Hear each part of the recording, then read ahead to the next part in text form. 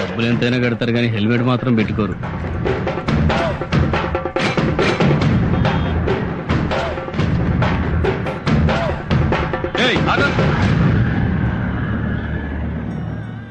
ఏంటా ఇది? దున్నపోతులా ఉన్నావు, ముండి మొలతో రోడ్డు మీదకి వస్తావా? ఏం చేయమంటారు? రాత్రి మంత్రి గారి మీటింగ్ ఉంటే వెళ్ళాను. ఆ మీటింగ్ లో ఆయన మన రాష్ట్రాన్ని సుభిక్షాంధ్రప్రదేశ్ చేస్తా అన్నాడు.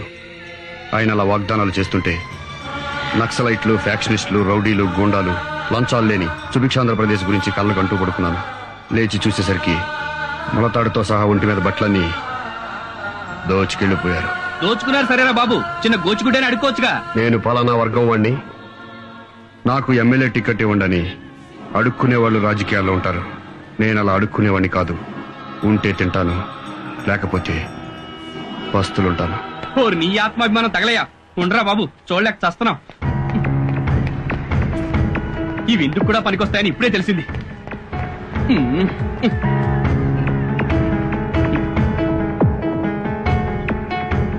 పోరా బాబు, పో పో.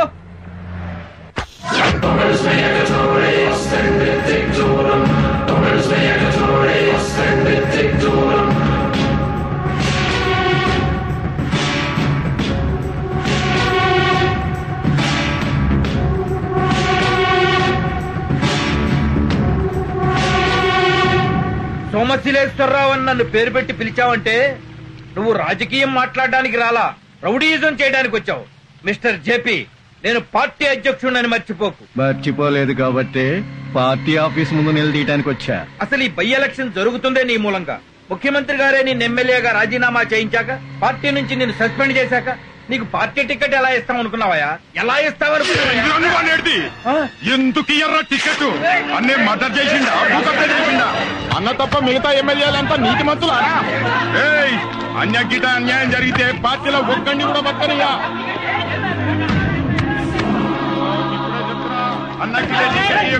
చెత్త రాజకీయాలు. అందుకే నేను 25 ఏళ్లలో ఒక్కసారి కూడా ఓటేయలేదు. ఓటు హక్కు వచ్చిన దగ్గర నుంచి ఎంపీ ఎలక్షన్ లో గాని, ఎమ్మెల్యే ఎలక్షన్ లో గాని ఒక్కసారి కూడా పోలింగ్ బూత్ కెళ్ళలేదు. నా ఓటెవరో రౌడీ విధవలు వేసుకుంటుంటారు. పద. ఈ రాజకీయాలు పూర్తిగా చెడిపోయాయి.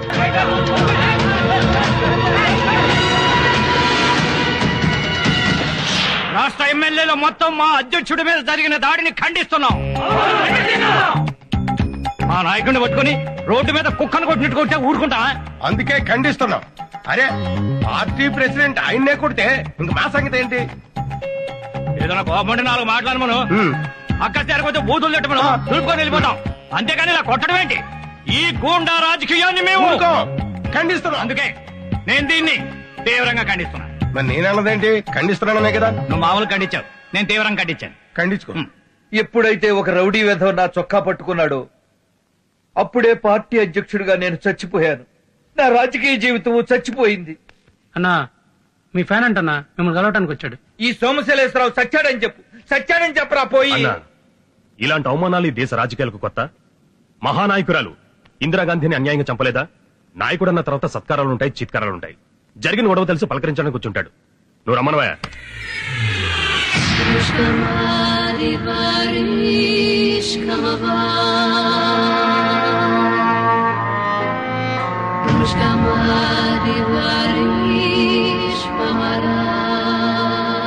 తమరి కోసం బహుమానం తెచ్చానండి. సంతోషం. అక్కడ పెట్టెలు. ఎల్లవయ్యా, నీ తర్వాత చూస్తాగా, వెళ్ళు. అబ్బా, ఈ టైంలో తప్పొద్దయా, నువ్వు వెళ్ళు. ఓరి మగడా, నేను చూస్తానన్నాగా, నువ్వు వెళ్ళరా. సరే ఆ బంగారం ఏంటో నువ్వు తెచ్చింది చూపించు. ఏం తెచ్చావురా? స్వీటులు తెచ్చావా? నా ఫోటో ఏదన్నా తెచ్చావా? మీరు ఆ మధ్య పాదయాత్రకు వెళ్లారు కదన్నా, వాళ్ళు మీతో పాటు ఫోటో దిగుంటాడు, అది తెచ్చుంటాడన్నా.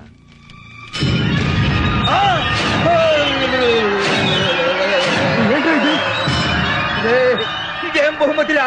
ఎవరిరా ఈ చేతులు? ఈ బహుమతి ఎక్కడి నుంచి తెచ్చానో, ఎవరి దగ్గర నుంచి తెచ్చానో తెలిస్తే మీరు సంతోషపడతారండి. తమ్మి ఫుల్ బాటిల్ తెప్పించినావు, మటన్ తెప్పించినావు, చికెన్ తెప్పించినావు, గంట సేపటి నుంచి తాగిపిస్తున్నావు తమ్మి.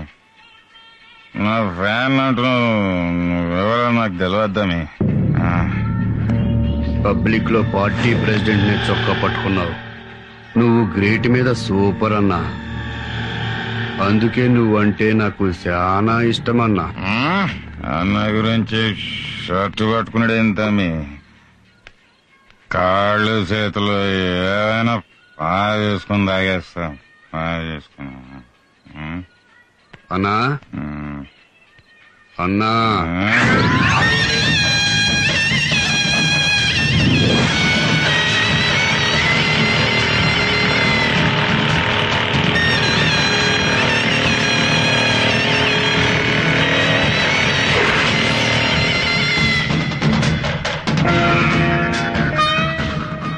తమరు చొక్కా పట్టుకున్నాడండి, అందుకని నాకు కోపం వచ్చింది.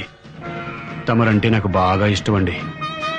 ఎవడన్నా మీ వంక కన్నెత్తి చూస్తే కన్ను పీకేస్తానండి. నీ పేరేంటి నాన్న?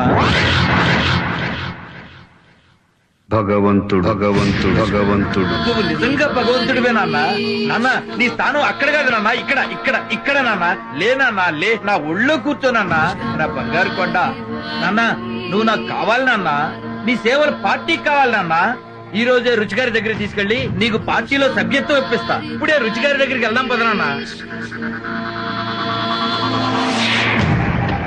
రుచిదేవి గారికి నీ గురించి అంతా చెప్పా.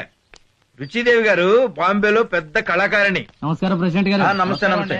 మన పార్టీ సిద్ధాంతాలు నచ్చి పార్టీలో చేరింది. రుచి గారి ఆశీస్సులుంటే నువ్వు పార్టీలో చేరిన మొదటి రోజే గొప్ప పోస్ట్ పొందొచ్చు. పార్టీ లీడర్ అంటే 60-70 ఏళ్ల ముసలిదనుకునేవు, చాలా యంగ్.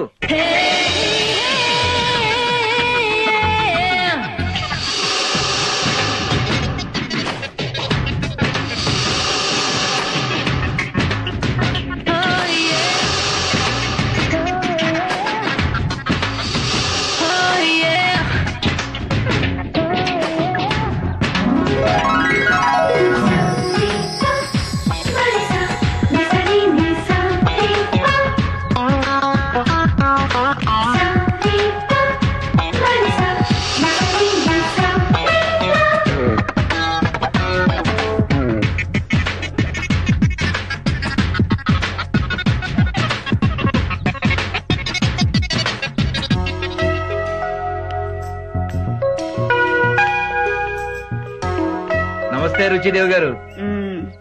ఇతను భగవంతుడు. ఏయ్ భగవంతుడు, కూర్చో. రుచిదేవి నీ పేరు గుర్తు పెట్టుకుందంటే నిన్ను వదిలిపెట్టదు. కొట్టావు ఛాన్స్. రా కూర్చో. భగవంతుడు పార్టీకి మనకు బాగా ఉపయోగపడతాడమ్మా. గట్టి గుండి గలవుడు.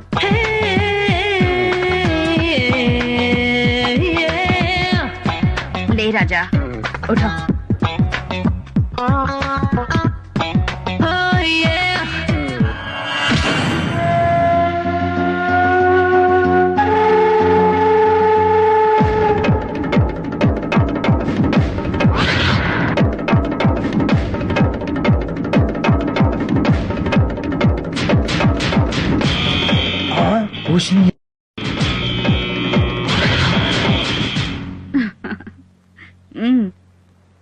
రాజా నిజంగానే గుండెగల్లోడు.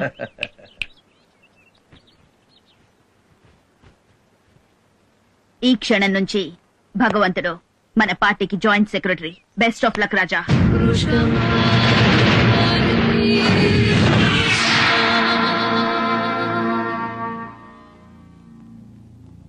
మిస్టర్ జేపీ, ఐఎమ్ సారీ, నీకు పార్టీ టికెట్ ఇవ్వడం లేదు. పార్టీ నిర్ణయం అదే, రుచిదేవి గారి నిర్ణయం కూడా అదే. రుచిదేవి ఆఫ్టర్ ఆల్ మీరు రుచిదేవి ముంబైలో స్టేజీల మీద భరతనాట్యం చేసేది భరతనాట్యం. అటువంటి కళాకారుని పార్టీలో విఐపి కాంగాలేంది నేను ఎమ్మెల్యేగా పనికిరానా? నువ్వు నీ పార్టీ నీ టిక్కెట్టు నువ్వు వాళ్ళతో బరాబర్. ఇండిపెండెంట్ గా నిలబడి గెలుస్తాను. ఇండిపెండెంట్ గా నిలబడి గెలుస్తాను. ఇండియాలో ఉన్న పార్టీలన్నీ సపోర్ట్ చేసినా నిన్ను గెలవనివ్వను. పార్టీ తరఫున కుక్కను నిలబెట్టినా నీ మీద గెలిపిస్తా.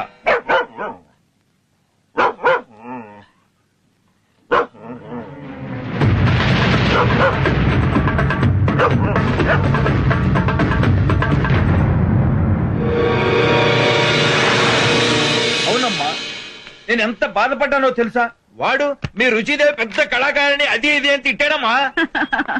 మిస్టర్ రావ్, రాజకీయాల్లో బూతులు తిట్టని నాయకులుంటారేమో కాని తిట్లు తినని నాయకులుండరు.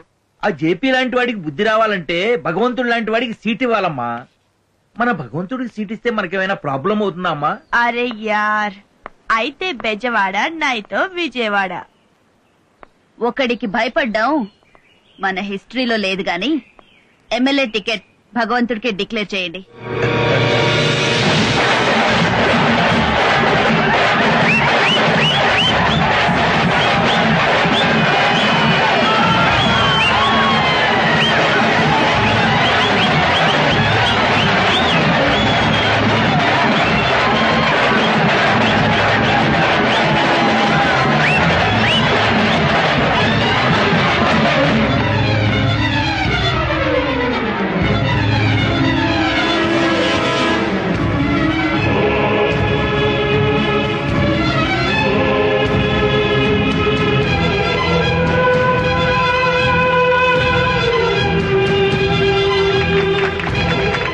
నీకు టికెట్ ఇచ్చిందంటగా తమ్మి. సీటు జేపీ అన్నకిస్తే ఆయనకే పనిచేస్తుంటే తమ్మి. నేను సిన్సియర్ సీనియర్ పార్టీ కార్యకర్తని. గురువు పార్టీ మార్చినట్టు నేను పార్టీ మార్చను తమ్మి. నీకోసమే పనిచేస్తా తమ్మి. అన్నా తమ్మి, నిన్ను గెలిపిస్తా తమ్మి. తమ్ముడు, అన్నా మొన్న నా చొక్కా పట్టుకున్నప్పుడు కూడా నీ చేతులు బానే ఉన్నాయి కదా, ఇప్పుడు ఏమైనా? మొన్న తమ్మి దాయిపించిండన్నా. అక్కడనే దాగి నిద్రపోయినన్నా. లేచి చూసేసరికి దవకాలను ఉన్నానన్నా. ఇయ్యాలట్లా ఎవడో దుష్మన్ గాడు నా చేతులు నరికిండన్నా. గాడెవడో తెలవాలే గాని గాని తలకాయ తీసేస్తా అన్నా. ముందు నీ ఎలక్షన్లు చూసుకుందామన్నా. భగవంతుడు భగవంతుడు భగవంతుడు.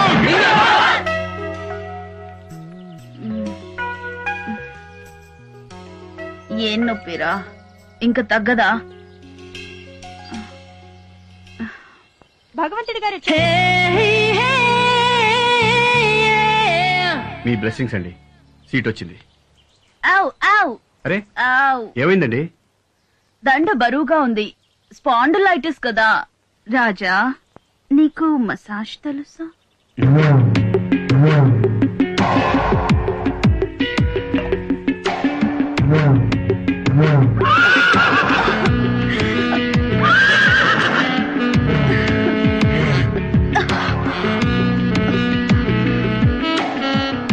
ఏ రాజా, మా గర్ల్స్ చేస్తుంటే పెయిన్ తగ్గలేదు. నువ్వు చేస్తుంటే కొత్త పెయిన్ వస్తుంది. క్యూరే. ఏ రాజా, ఎలక్షన్ లో ఎలా గెలుద్దామనుకుంటున్నావు? నా దగ్గర ఒక ఐడియా ఉందండి. ఓటర్కి 100-200 ఇస్తామంటాం. మనకు ఓటేస్తామంటారు. ఆపోజిషన్ వాడు 300 ఇస్తే వాడికి ఓటేస్తామంటారు. జనం ఇద్దరి దగ్గర డబ్బులు తీసుకుని ఓటెవరికేస్తారో తెలీదు. అందుకే మనం ఎక్స్ఎమ్మెల్యే ఓపెన్ వేలం పాటలో ఓటర్లను కొనుక్కుందాం. అప్పుడు ఆ ఓట్లన్నీ కన్ఫర్మ్ గా మనకే వస్తాయి. మరి మిడిల్ క్లాస్ ఓట్లు? మిడిల్ క్లాస్ ఓట్లు రావడం చాలా ఈజీ అండి. అవి సానుభూతి ఓట్లు. వాగ్దానం చేస్తే పడిపోతారు. ఫ్రీగా అన్ని ఇస్తామనగానే ఓట్లన్నీ ఒక పార్టీకేసి గెలిపించారు. అలాగే మనం ఒక వాగ్దానం పడేస్తే మిడిల్ క్లాస్ ఓట్లన్నీ మనకే వేస్తారు. ఇక మిగిలింది రిచ్ ఫ్యామిలీస్. వాళ్లలో ఓట్లేయడానికి వచ్చేవాళ్ళు 10-20% కంటే ఎక్కువ ఉండరు. అందుకని వాళ్ళ గురించి పట్టించుకోవాల్సిన అవసరం లేదు. ఏమండి, జేపీకి ఫోన్ చేస్తారా? Hi JP darling, how are you? Fine Ruchidevi గారు, thank you. I want to see you home within 1 hour. మీ వల్ల రాజకీయంగా ఎదిగాను రుచిదేవి. కాకితో కబురంపినా వచ్చేస్తాను. Bye, darling. రాజా వేలం పాటకి డబ్బులు మీ లవ్ ఉంది కదండి. రాస్కెల్ రాజా. జేపీ, నువ్వు ఎలక్షన్ లో ఇండిపెండెంట్ గా గెలిస్తే సీఎంతో మాట్లాడి నిన్ను మళ్లీ పార్టీలోకి చేర్చుకుని మినిస్ట్రీ వచ్చేలా ప్లాన్ చేస్తా. బట్ నువ్వు నా మాట వినాలి. మీరే ప్రపోజల్ పెట్టినా నాకు ఓకే రుచిదేవి. చెప్పండి మిస్టర్ రావు. మీరిద్దరూ ఇలా పోట్లాడుకోవటం రుచి గారికి ఇష్టం లేదు. ఈ మధ్య జరిగిన ఎలక్షన్ లో నాయకులు ఎగబడి 3 లక్షలకో 4 లక్షలకో పదవులు కొనుక్కుంటున్నట్టు మీరు కూడా ఓటర్లని పాట పాడి కొనుక్కోండి. నాకు ఎలాంటి అభ్యంతరం లేదు రుచి గారు. Good, let's shake hand.